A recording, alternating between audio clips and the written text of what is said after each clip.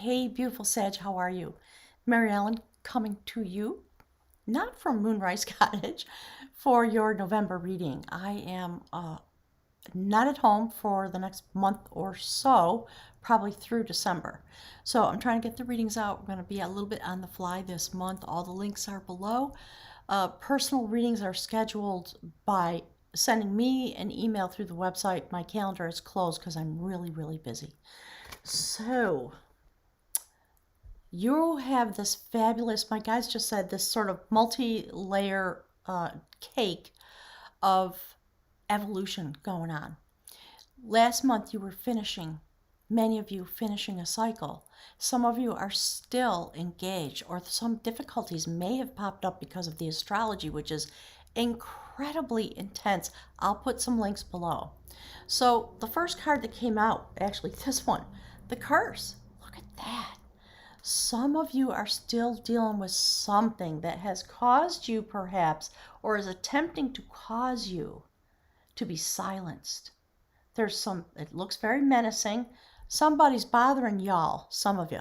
Okay, so general reading, this may not resonate for everybody, but there are some people in the Sag Nation that are still dealing with this.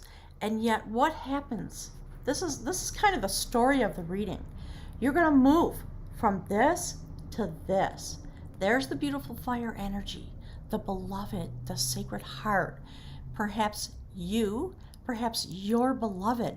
So it'll be a little bit different for everybody, of course, but you're going to go through something that looks like this to continue this cycle of breaking free, and moving beyond whatever was holding you in the past. So I really like that. So the oracle cards came out in pairs. Look at that. That's where you're going. All right. So Angel of Jupiter awakens, and the Salmon, which is universal consciousness, wisdom, emerging and leaping out. You see the spiral? So we have, my guides are talking to me about the full moon. There's a full moon on the 31st of October. It's a really intense one. Again, go look at the links below. I'm not going to take the time to get into the astrology, but most of you know what's going on.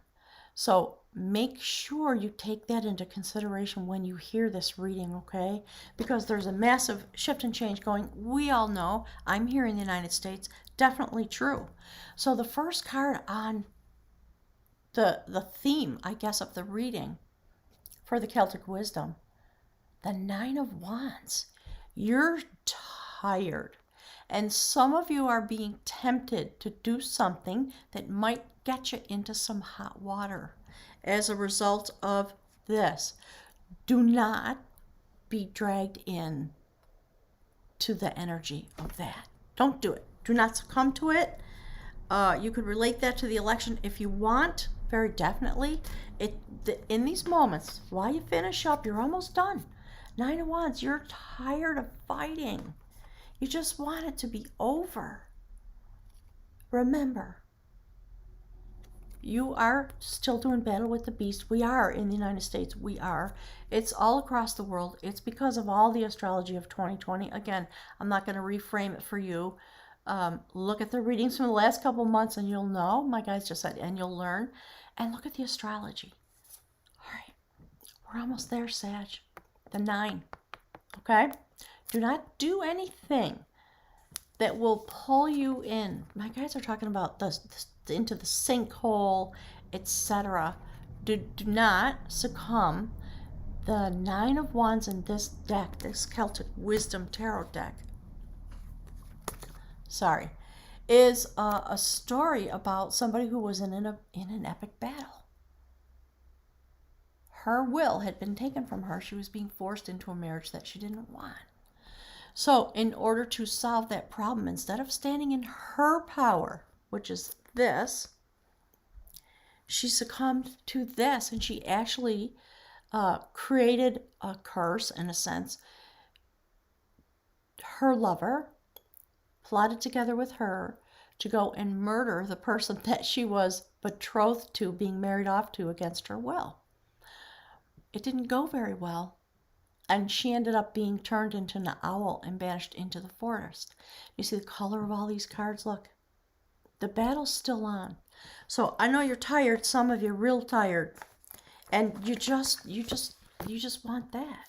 So keep your focus on what it is you're trying to create. Don't get sucked into the curse, because the universe is taking care of it for you, okay? But you got to stand in your truth and honor your power. That's what she did wrong. She did not honor her power, okay? So right next to that, that's the theme of the reading, is your energy. Look, the warrior of knowledge. So you are going to still be doing battle with the beast. And it's something that's just going to be part of this month of November. We all know the election is coming. We're going to get through it. We really are. I promise you. Okay? So the very next thing there is the Six of Swords. You're going to be sailing into smoother waters. It's going to be okay. I'm not going to try to predict the outcome of the election. Most of you know, I'm hoping that we turn blue. That's my hope. But you, through this battle, you're going to be joining the tribe. You're going to make it. Both these cards indicate success, and there's the spirit world in the background, guiding you and helping you. When you come through this battle, look what's going to happen. See the new moon? It just came forward. Today is, I think, the 19th of October. So this is the Ace of Pentacles, a prophecy, the augury, the beginning of sacred knowledge. The portal opened on this new moon, this very intense new moon, and you touched the stone of your destiny because you reached a rite of passage. So don't worry about it. And when that happens, when that comes on in November, there's still going to be a lot of arguing and battling. We all know. That's the Death card. You are going straight through into these calmer waters to have, like I just said, a pronouncement. Something's going to be known. It's about being illuminated and activated spiritually and self-actualized in your own life. So you take heart, Sag, you hang in there, okay? My lovelies, the Death card in this deck is the Liberator of Devotion. The battle is ongoing. Whatever the challenges are, maybe they're inside of you. Maybe you're just so tired, some of you, of what's going on that you're having trouble hanging on, and that's what the Nine of Wands indicates, right? It's that moment, and we see a man bandaged, standing with the wands, and just thinking, I don't know if I can take anymore. I don't know if I got one more fight left in me. Sag, you do, and you're going to win, okay? You have it. You're going to be sailing into calmer waters, and then you are going to be liberated. And when you are liberated, look at that. The King of Wands is making new shoes to go on the next journey because the battles are done. Shields hung on the wall. All the things my guides always say about this. That is the energy of the transition that you're going to be making. And then on a soul level, look, Wheel of Fortune, Major Arcana again, the spinner of growth. All the seeds that are within you that have caused you to come to this moment in your life, whatever it might be, and it could be anything because we're doing a general reading. Could be love, could be work, could be battle with COVID, could be the way you experience the political battles that are going on. You see that? Sailing into smoother waters. There you go. A new life. That is the Queen of Wands. So we have the King and the Queen of Wands. Some of you may be going through something that really affects your family or your relationship. It also always is something to consider that these are the different aspects of you. But a new life comes forward, flowing into your ability to create it. With that baby swaddled in the blue blanket. That's about transformation, change. You see how she's got the key to life hanging around her waist, and the horses indicate the ability to have movement. And there's the mystical realm. The crows flying about her head are all about the sacred laws of the universe. And the Queen of Wands, here with her sacred mate. Some of you if this has to do with a relationship, you're working really hard to rise above and create a new life. And I know my guides are saying there's been a lot of carnage, and I just want to send you my love and hugs and tell you, I know there's a lot of chaos going on in my life. Look, last card on the soul level, the Woman of Art. This beauty is going to flow from you. When this new life comes forward and you salvage whatever was destroyed, those are the words that are literally coming through from my guides, okay? Sun's coming up. That is Bo-an. She turned into a river, the sacred river Boyne, along which grew up all these sacred sites in Ireland. So she has land, she has cows, she has her abundance in her hand, and she shares the abundance with everyone, just like the Queen of Wands would do. Okay, my guides are calling it. Saying things like the creator generator, the feminine portal. Thank you, Spirit. Hang on, I have too many things on my hands. See? Don't you worry about it. Don't worry about it. Death card. Going through the portal, being carried by the shamanic realm. And this energy, when you go through the portal, then you're being delivered on a soul level to the Queen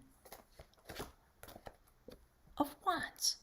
Your new life comes forward. It's a very mystical month. These last, I don't have to tell you, it's just been really intense. There's a very deep, really intense mystical battle going on. All the things that we make movies about. It's really happening now. So decide which part of the energy you would like to stand in for your awakening. Look at that. There's a gigantic transformation coming forward. And the place you're going to end up, the outcome of your reading, look. That is the King of Cups. He is the sacred path finder. Sacred vision. The spear clears away any obstacles that may remain, and he's able to shapeshift and travel back and forth into the mystical realm. Check it out. So, beautiful Sag, have no worries. Stay the course. Stay the sacred course. Because you will be able to find the pathway. We will, as a group, as a nation, as a world, we're going to do it. It's going to still be tense straight through the month of November. We all know the ground is set, the battle continues. So I would like to urge you to take the high road. I'm hearing in my head that thing the Obamas say, right? When they go low, we go high. Make sure you pick the high road. Make sure. Okay? Sometimes it's the more difficult road. But it's the thing that's going to bring to you, my guides are saying, your balance and your new life and the resolution of these things. Because once we get past November and we go into December, this journey, this battle of, the journey of battle, my guides are saying, will be done. And you will be released, and then we'll be in January, and life will change again. So we'll see what the runes have to say about this.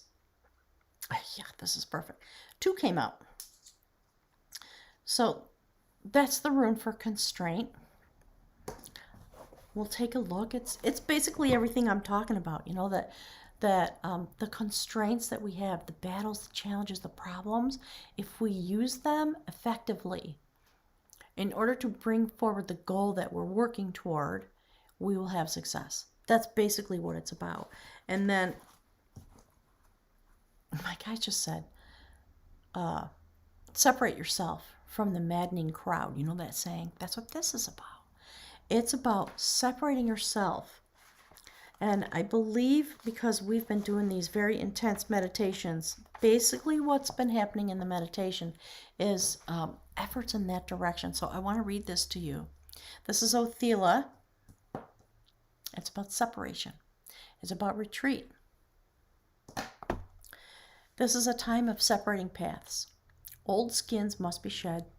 Outmoded relationships must be discarded. When you receive this rune, a peeling away is called for. because it is part of the cycle of sacred initiation, the new thing that's coming in January. Thank you, Spirit.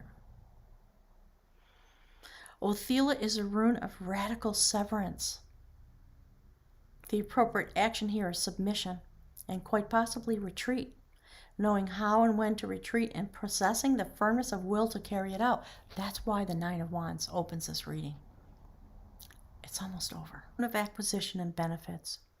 However, the benefits you receive, the inheritance, I like that, may be derived from something you must give up.